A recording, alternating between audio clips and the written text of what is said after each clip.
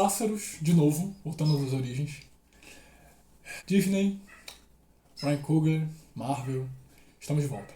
Agora no formato do podzinho, que é vídeos menores, basicamente, para esse canal que está aquecendo e retomando. Como é que diz? Alçando, voltando a alçar voos.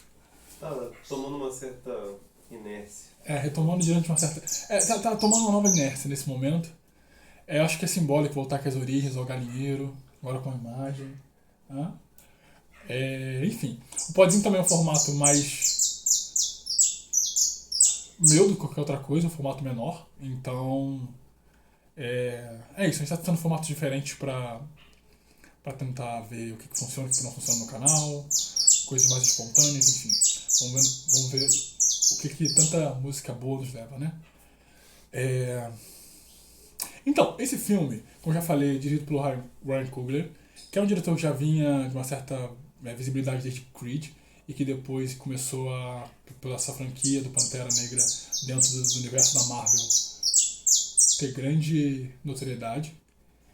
E assim, eu gosto muito do primeiro filme, tá? Eu quero deixar isso claro, assim, eu tenho... eu acho que o filme tem o Chadwick Boseman, essa figura que conquistou realmente, assim, carisma, com muita energia, né? A graça dos seus espectadores. E eu acho que o filme chegou num momento bom, assim, para refletir, né? Pensar um pouco como a gente estava sentindo o cinema preto, o cinema comercial, enfim.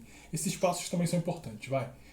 E aí tem uma notícia triste da morte dele, essa questão toda da perda e tudo mais, e eu acho que o estúdio, o diretor, o roteirista, etc., a equipe como um todo tem um desafio pela frente. Fazer um filme que fosse a continuação, que servisse como um tributo e que ao mesmo tempo mantivesse certa relevância comercial, estética, simbólica, política também, para as obras para a obra desse universo, né? Para a continuidade. E a gente chega ao Wakanda Forever, dessa vez ou Pantera Negra para sempre. Wakanda Forever não. Né? Pantera Negra, Black Panther. Wakanda Forever é o nome mais forte pra mim, tá? E aí o filme, ele é um filme interessante, é um filme que eu acho que uma marca do Ryan Coogler é essa energia na direção dele, sabe? Mas sempre uma direção muito enérgica, assim. Os filmes têm muita. Não é exatamente agressividade, mas eles têm uma pulsão ali, entende? Eu acho que é uma coisa que funciona, que ele mantém. Eu tenho que elogiar o esforço que eles fizeram em conseguir construir uma história com tanta, primeiro, feminilidade. Eu acho que é um filme da Marvel que não se vende tão assim, mas que tem uma questão feminina muito forte, assim, sabe? E que eu acho que é uma coisa interessante. E eu acho que funciona, não fica superficial, artificial, genérico. É um ponto interessante. Eu acho que em termos de homenagem funciona, ela é breve também, não é uma coisa que toma o filme. Porém, em termos de texto, de narrativa, de propósito, de personagem central, é uma coisa que a gente sente muito a falta do protagonista, o primeiro Pantera Negra. E essa falta no filme, ela acho que ficou mal resolvida. Na verdade, o filme como um todo, ele tem algumas questões que atravessam ele. Eu estava comentando lá na crítica do Mulher Rei que os estúdios estadunidenses têm essa coisa, né? Uma questão política, uma dependência, não sei o que é, limitações, né, das próprias tensões dentro dos Estados Unidos. Eles têm a necessidade de colocar em filmes em que as pessoas negras são protagonistas, elas para enfrentarem pessoas negras também, assim. Né? O primeiro Pantera Negra tem essa coisa, né, que o inimigo é o personagem negro, em um outro contexto, e agora é um grupo indígena, né, essa releitura da terra de namoro e esse personagem agora como um grupo meio que povo originário, o que é muito difícil assim, simbólico, político, em termos de espaço de representação no cinema. E até estético, visualmente, é muito majestoso, é muito interessante, mas enquanto dispositivo dentro do filme é bastante duvidoso, na minha percepção. Tá? Entrando já nos critérios mais construtivos do roteiro, eu percebi e tive enquanto experiência que o trabalho das atrizes é uma coisa que leva o filme, com destaque para Angela Bassett, que eu acho que, enfim, que ela tinha já de potencial. Quando eu via essa personagem, né, que é a mãe, a rainha mãe, no filme anterior eu fiquei, é uma personagem boa, mas não tem tanto espaço aqui, né? É curioso isso. E nesse segundo filme, quando ela realmente se cria, você vê uma atriz com muita versatilidade, uma atriz com muita imponência, ela é uma fera, assim, disposta a defender, para defender Wakanda, fazer coisas inimagináveis. E ela sustenta uma imponência diante de um personagem que consegue construir bastante imponência e, e acho que medo para uma sociedade super desenvolvida, que é aparentemente invencível em relação a qualquer outra nação do planeta Terra, né? Que é o Namor. Diante dele, ela consegue manter ali, sabe? Eu fico assim, uou, é um encontro que sustenta uma tensão que eu acho que é muito funcional. E aí, nesse sentido, algumas coisas que eu acho que não funcionam no filme é que eu tenho a impressão, olhando o filme como um todo, que ele é muito concha de retalhos, assim. As coisas não exatamente funcionam com o mesmo frescor. Acho que isso é um ponto forte desse filme. O filme anterior ele tinha muito frescor, uma coisa muito nova, escura. Até o Wakanda, a forma como se vê o Wakanda que se forma, que se chega nesse universo, é uma forma já um pouco cansada. Parece que as cores que esse filme tinha antes, realmente, literalmente, assim, se perderam. Digo uma questão gráfica mesmo, uma composição. O filme não está tão preocupado mais com isso. Ao mesmo tempo, ele foca em algumas situações menores que tem uma iconografia inegável, um detalhe de trabalho técnico, artístico, né, iconográfico, desenho de produção, enfim, essas coisas de grandes produções, que é realmente muito funcional, mas que, do ponto de vista de que essa iconografia, que essa composição está servindo para construir coisas realmente profundas, singelas, autênticas e com impacto, aí eu já fico muito na dúvida, assim, sabe? Essas são as minhas impressões em relação ao filme. Eu acho que o roteiro ele tem várias questões que se resumem a facilitações, assim, coisas muito convenientes para colocar os personagens em situações que eu acho que não avançam tanto. Né? Um exemplo, e eu queria muito que esse podzinho não tivesse spoiler, estou tentando decidir ainda se essas críticas menores vão ter spoilers ou não. Mas um exemplo para mim é pensar, por exemplo, que tem uma hora que vai ter uma batalha e que precisamos lutar com esse personagem fora da água. Assim. Não pode lutar com ele na água, que se lutar com ele na água vai dar ruim, assim, a gente vai perder. E a forma que eles solucionam isso é basicamente lutar na água.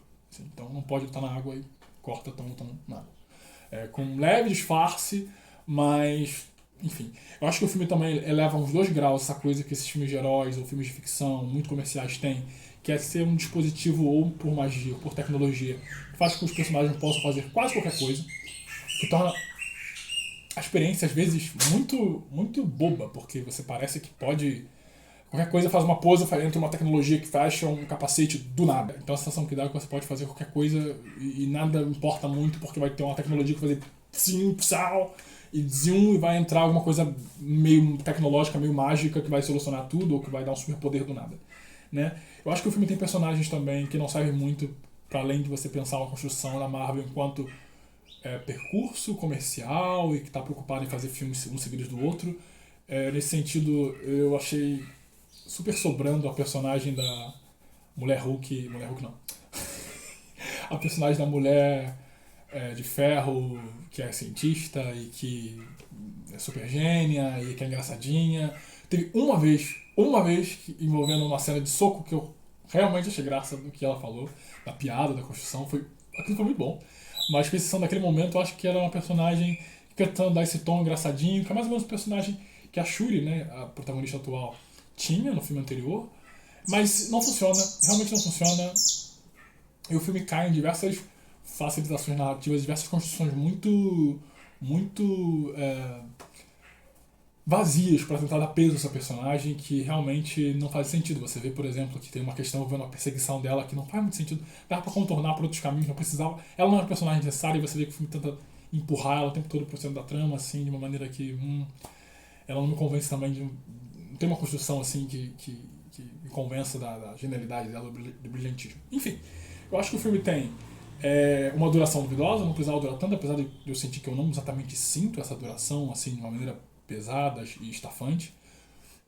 Porém, é um filme funcional, um filme eloquente, é um filme que ainda tem a vibração, um certo charme desse universo. Não foi uma experiência ruim de ver no cinema, longe disso, eu gostei. Mas eu acho que o filme tem essas questões assim. Entra um passarinho ali. Que raro. Pra finalizar, eu diria que esse filme tem uma cena pós-crédito, que eu não diria nem que é cena pós-crédito, porque vem logo depois, assim, que ela é muito muito tocante, realmente muito tocante. Eu acho que ela tem áreas realmente de surpresa. Do ponto de vista simbólico do que foi a presença do Chadwick Boseman nessa franquia, a passagem dele no set de produção desse filme, parece que marcou as pessoas que estão ali, isso é muito bonito de se ver.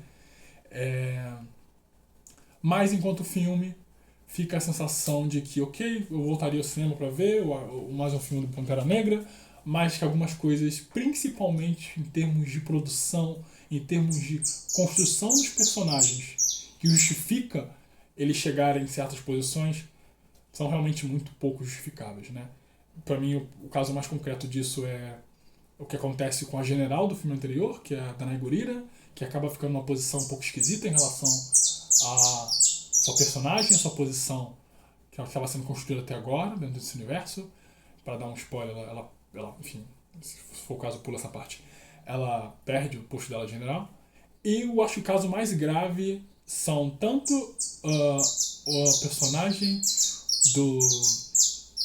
que faz, né, um namoro, que aliás é escalonado, né, um trabalho de casting aí de um ator mexicano, enfim, acho interessante você buscar descendente de povos originários, acho que isso é valioso, mas eu acho que em termos de construção dele existe uma coisa esquisita pra mim, que é você tentar falar da existência de um povo que tem uma outra episteme, uma outra construção de mundo, uma outra cosmologia, isolado da Terra, e ao mesmo tempo ele tem tiques muito claros de um personagem típico, engraçadinho, ou com vícios, assim, muito de uma cosmologia ocidental, assim. Ele fala uma coisa e uma hora ele cai naquela de fazer uma piadinha logo em seguida, porque tem que ter uma piadinha.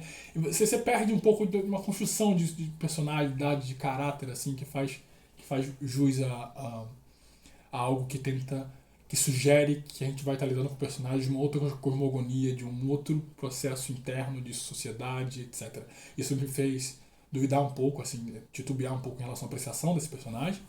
Eu acho que eu não precisava, ele podia ser só imponente e fodão, já ficaria suficientemente satisfeito com isso, e eu acho que eu compro pela imagem dele. E a protagonista aqui de longe, eu acho que isso se sente muito, apesar de eu achar que ela não exatamente manda mal em termos de interpretação. Eu sinto que não tem nada daquele ponto de vista físico e da construção dela enquanto personagem que realmente justifica ela conseguir, por exemplo, entrar no mano a mano em termos de filme com o Namor ou ocupar a posição do Pantera Negra. Eu fiquei pensando em uma situação mais ousada, o quão interessante seria a personagem, a general, né,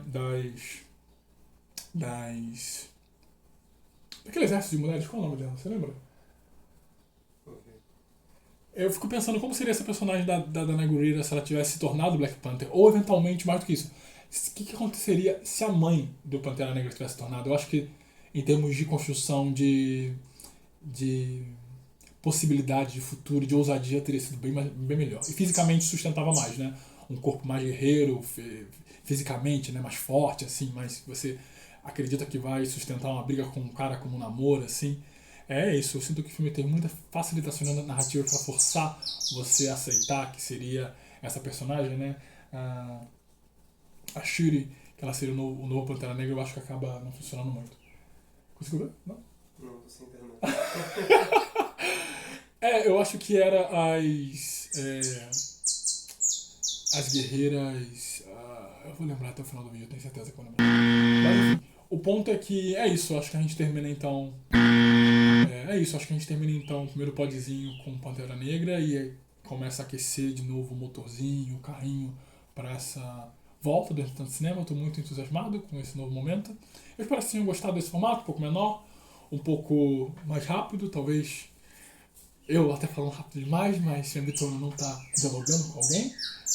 E eu espero que isso tenha funcionado na medida possível, que vocês gostem dos nossos pássaros, fazem questão de não deixar sozinho nas conversas. Quem se esbarra aí pelas andanças no cinema e na crítica. Até já. Dora Milaje. Falei que ia lembrar? Dora Milaje. Não lembrei não, mentira, pesquisei.